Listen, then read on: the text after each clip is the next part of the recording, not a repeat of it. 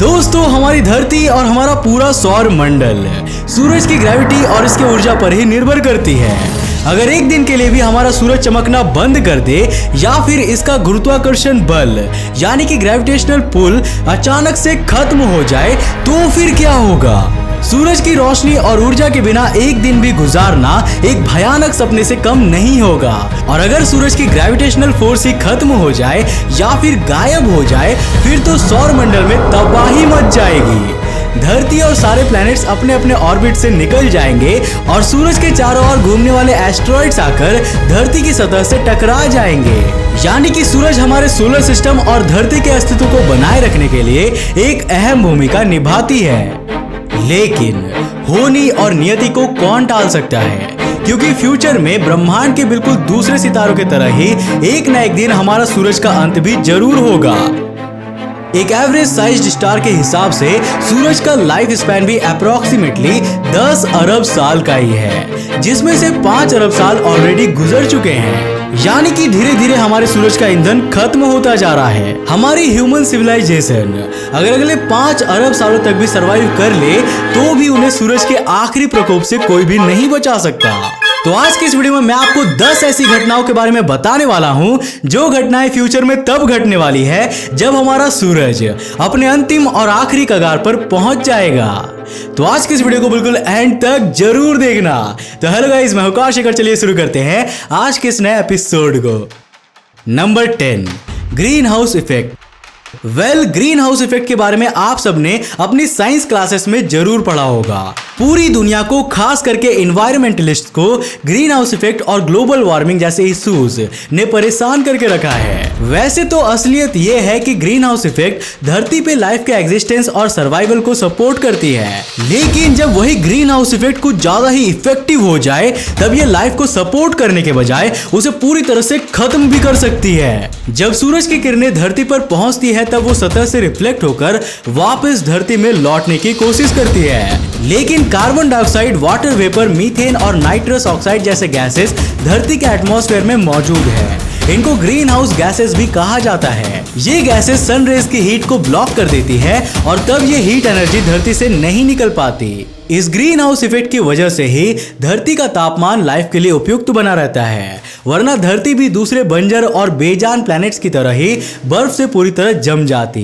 इतने कम टेम्परेचर्स में हम जैसे प्राणियां नहीं जी पाते। लेकिन यहाँ सोचने की बात यह है कि जब सूरज अपने अंतिम स्टेज पे पहुंच जाएगा तब धरती पे ग्रीन हाउस इफेक्ट की मात्रा बहुत ज्यादा बढ़ जाएगी। सूरज का ओरिजिनल सोर्स ऑफ एनर्जी है hydrogen. Proton proton chain process की मदद से सूरज अपनी हाइड्रोजन स्टोर्स को हीलियम स्टोर्स में कन्वर्ट कर देता है। जब धीरे धीरे ये हाइड्रोजन स्टोर्स खत्म होने लगेंगे तब सूरज बहुत ज्यादा तेज रोशनी में चमकने लगेंगे। इतनी तेज रोशनी की वजह से हीट एनर्जी भी ज्यादा रिसीव होंगी। ग्रीन हाउस गैसेस इस हीट को धरती के एटमॉस्फेयर में ब्लॉक करने की कोशिश करेंगी, जिससे कि तापमान हद से ज्यादा बढ़ जाएगा। इतना ज्यादा कि दुनिया भर के सारे ओशियंस धीरे धीरे इवेपोरेट होने लगेंगे। एटमॉस्फेयर में एक विशाल घना बादल छा जाएगा जो कुछ वक्त के लिए धरती को सूरज के प्रकोप से बचाएगा, लेकिन एक पॉइंट ऐसा आएगा कि तापमान बॉइलिंग पॉइंट को क्रॉस कर जाएगी और तब सारे वाटर बॉडीज का पानी उड़कर भाप में बदल जाएगा। हम इंसान तो बहुत दूर की बात है, ऐसे कंडीशन में इतनी ज्यादा गर्मी में दुनिया की सबसे ज्यादा सहनशील जीव भी विलुप्त हो जाएंगी। लेकिन अगर आप ऐसा सोचते हैं कि ऐसा कुछ होने में अभी तो करोड़ों साल बाकी है और तब तक तो हम आराम की जिंदगी जी सकते हैं, तो आप गलत हो। हम इंसान आज के दिन इतनी ज्यादा कार्बन कंजम्पशन और डिफॉरेस्टेशन कर रहे हैं कि एटमॉस्फेयर में ग्रीन हाउस गैसेस की मात्रा बढ़ती ही जा रही है। अगर ऐसा ही चलता रहा तो अरबों साल की तो कोई जरूरत ही नहीं होगी, जब 50 से 100 सालों में ही ग्रीन हाउस गैसेस और उनके इफेक्ट्स की वजह से धरती का तापमान इतना बढ़ जाएगा कि हम इंसान यहाँ के काबिल भी नहीं बच पाएंगे। और इस तबाही का जिम्मेदार हमारा सूरज नहीं बल्कि हम इंसान खुद ही होंगे। नंबर 9, एक्सपेंशन ऑफ सन। समय के साथ साथ सूरज का आकार भी काफी ज्यादा विशालकाय हो जाएगा, जिसका कारण है स्टार एक्सपेंशन। सूरज इतना ज्यादा एक्सपैंड हो जाएगा कि ये अपने आसपास के प्लैनेट्स को अपने अंदर निगल जाएगा, जैसे कि मरकरी और वीनस। इस स्टेज पर हाइड्रोजन और हीलियम स्टोर्स खत्म हो जाएंगे और तब सूरज अपनी लाइफ साइकिल के नेक्स्ट फेज में प्रवेश करेगा। इस फेज को नाम दिया गया है द रेड जायंट फेज। हमारा सूरज एक एवरेज और मीडियम साइज का स्टार है, लेकिन सूरज से छोटे स्टार्स जैसे कि रेड ड्वार्फ्स इतनी वीक होती है कि इनका पूरा फ्यूल खत्म हो जाता है और अपने अंतिम समय में ये रेड ड्वार्फ्स पूरी तरह से बुझ जाती है। वहीं दूसरी तरफ सूरज से सैकड़ों गुना बड़े और विशालकाय व्हाइट और blue giant star heavy elements को अपनी एनर्जी के लिए यूज करती रहती है, जब तक कि उनके कोर में सिर्फ और सिर्फ आयरन बचा ना रहे। और फिर क्या, आखिर में होता है supernova explosion. Number 8, white dwarf stage. Stellar evolution में रेड जायंट स्टेज के बाद आता है द व्हाइट ड्वार्फ स्टेज। पूरे तरीके से एक्सपैंड होने के बाद धीरे धीरे हमारा सूरज श्रिंक यानी कि सिकुड़ने लगेगा। अपने कोर से सारी एनर्जी स्टोर्स और एलिमेंट्स को इस्तेमाल करने की वजह से सूरज का साइज भी बहुत ज्यादा घट जाएगा, इतना ज्यादा कि ये अपने कोर साइज से भी छोटा हो जाएगा और एक व्हाइट ड्वार्फ स्टार बन जाएगा। लेकिन एस्ट्रोनॉमर्स और स्पेस साइंटिस्ट को अब तक ये नहीं पता चल पाया है कि हमारा सूरज पूरी तरह ब्लैकआउट होने से पहले कितने सालों तक व्हाइट ड्वार्फ स्टेज में रहने वाला है। Number 7, change in earth's orbit. हमारे सूरज, उसके आकार और गतिविधियों के बारे में तो हमने जान लिया, लेकिन सवाल ये उठता है कि इन चेंजेस का हमारे धरती पर क्या असर पड़ेगा। क्या मरकरी और वीनस की तरह धरती भी सूरज के एक्सपेंशन का शिकार बन जाएगी? सूरज भले ही एक्सपैंड होकर बड़ा हो जाए, लेकिन इसका मास नहीं बढ़ने वाला, उल्टा ये घटने वाला है, जिससे कि इसकी डेंसिटी भी घट जाएगी, जिसका सीधा सीधा असर सूरज के ग्रेविटेशनल फोर्स पर पड़ने वाला है, जो बिल्कुल घट जाएगा। गुरुत्वाकर्षण बल घटने की वजह से धरती अपनी ओरिजिनल ऑर्बिट से निकलकर दूर स्थित किसी सेफर ऑर्बिट में प्रवेश करेगा और वहीं रिवॉल्व करता रहेगा। अफसोस की बात तो यह है कि तब तक धरती से लाइफ का नामो निशान तक मिट जाएगा, मतलब इससे हमको कोई भी फायदा नहीं होने वाला। नंबर 6, लाइफ आउटसाइड अर्थ से भले ही लाइफ खत्म हो जाए, लेकिन सोलर सिस्टम के दूसरे प्लैनेट्स जैसे कि जुपिटर और सैटर्न या फिर उनके मून्स यानी कि गैनीमेड, यूरोपा, कैलिस्टो या फिर एनसेलेडस, ये सब धीरे धीरे लाइफ को सपोर्ट कर पाएंगे। सूरज के एक्सपेंशन की वजह से इनकी सूरज से दूरी बहुत ही घट जाएगी और इन प्लैनेट्स और उनके मून्स का तापमान काफी बढ़ जाएगा।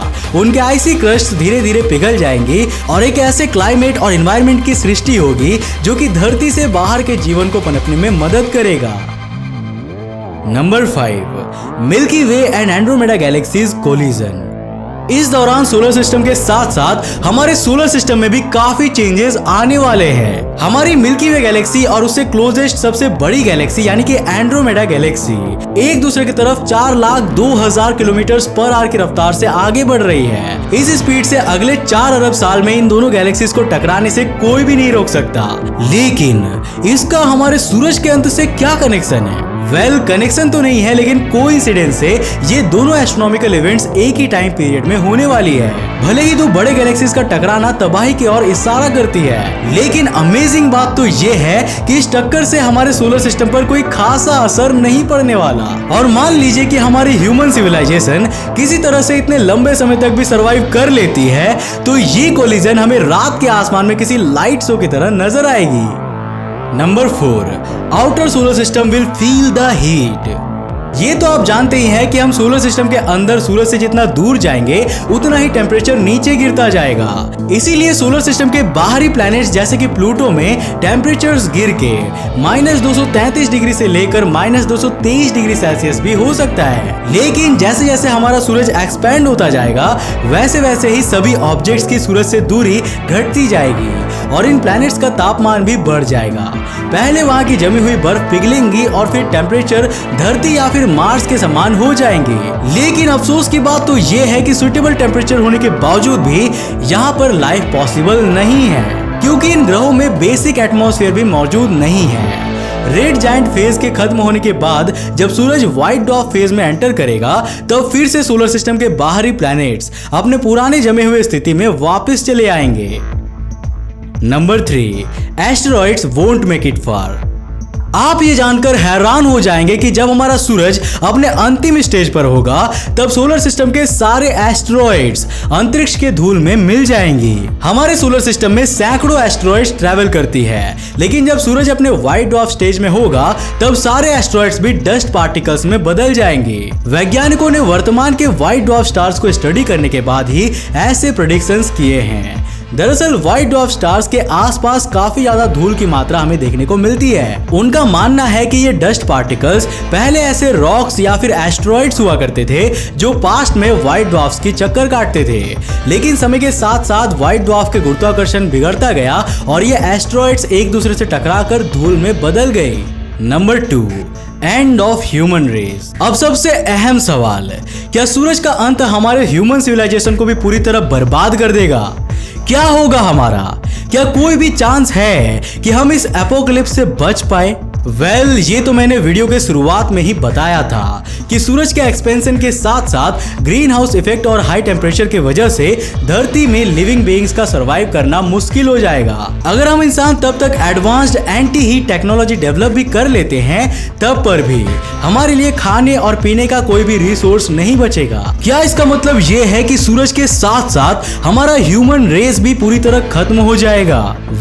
मतलब वही बनेगा जो हम इसे बनाना चाहेंगे। Number 1, hope for human civilisation. हम इंसान अगर अगले बिलियन सालों तक सरवाइव कर ले तो हमारी टेक्नोलॉजी इतनी ज्यादा एडवांस्ड हो जाएगी कि हम सोलर सिस्टम के दूसरे प्लैनेट्स, बाहर के एक्सो प्लैनेट्स और यहाँ तक कि दूसरी गैलेक्सीज तक भी ट्रैवल और वहाँ सेटल हो सकते हैं। अर्थ के बाहर सेटल होने की तैयारी तो हमने काफी पहले शुरू कर दी थी, यानी कि अगले अरबों सालों में कुछ भी पॉसिबल है। ऐसा भी हो सकता है कि शायद हम अपने पूरे प्लैनेट धरती को ही अपने सूरज से काफी दूर तक लेकर जा पाएंगे, इतना दूर कि हम एक सेफ पोजीशन में पहुंच जाएं। अगर बात करें इसकी पॉसिबिलिटीज की तो आज से करीब 200 साल पहले के इंसानों ने भी आज जितनी तरक्की करने के बारे में कभी कल्पना भी नहीं किया होगा, तो फिर आने वाले अरबों सालों में तो लोग अपनी बुद्धि और क्षमता से कुछ भी हासिल कर सकते हैं। हम इंसानों की कल्पना ही हमें साधारण से असाधारण बनाती है, लेकिन इसका मतलब ये नहीं कि हम नेचर और यूनिवर्स के प्रिंसिपल्स को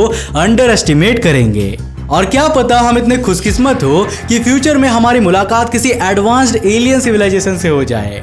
अगर ये एडवांस्ड एलियंस हम इंसानों से दोस्ती कर ले तो शायद वो हमें इस कैटास्ट्रॉफी से बचने में भी मदद करेंगे। तो इसी के साथ आज के इस वीडियो को यहीं खत्म करते हैं। आई होप कि आज के इस वीडियो से आपने कुछ नया जरूर सीखा होगा। अगर हाँ तो इस वीडियो को लाइक और शेयर करना मत भूलना। दोस्तों, क्या आप लोग भी मेरे ही तरह एक स्पेस लवर हो और आपको भी स्पेस वाले टी शर्ट्स पहनना काफी ज्यादा पसंद है? तो फिर सोचना क्या, आप ही के लिए हम लाए हैं अंतरिक्ष टीवी के ऑफिशियल मर्चेंडाइज, जो कि खास तौर पर आप जैसे स्पेस लवर्स के लिए ही डिजाइन की गई है। तो जल्दी से हमारे वेबसाइट antarikshtv.in पर जाओ और वहां पर जाकर अपने मनपसंद के प्रोडक्ट्स परचेज करो। अभी एक लिमिटेड टाइम ऑफर चल रही है जो कि बहुत ही जल्द खत्म हो जाएगी, तो सोच कर रहो, जल्दी से जाकर चेक इन करो। अगर आपने अभी तक हमें इंस्टाग्राम और फेसबुक जाकर लाइक और फॉलो नहीं किया तो कर क्या रहो यार, जाकर हमें लाइक और फॉलो कर लो। अगर आप नए हो इस चैनल पे तो ऐसे इंटरेस्टिंग वीडियोस के लिए चैनल को सब्सक्राइब करने के साथ साथ नोटिफिकेशन बेल को बंद कर देना ताकि आप देख सको हमारे वीडियो सबसे पहले। तब तक के लिए बाय, जय हिंद।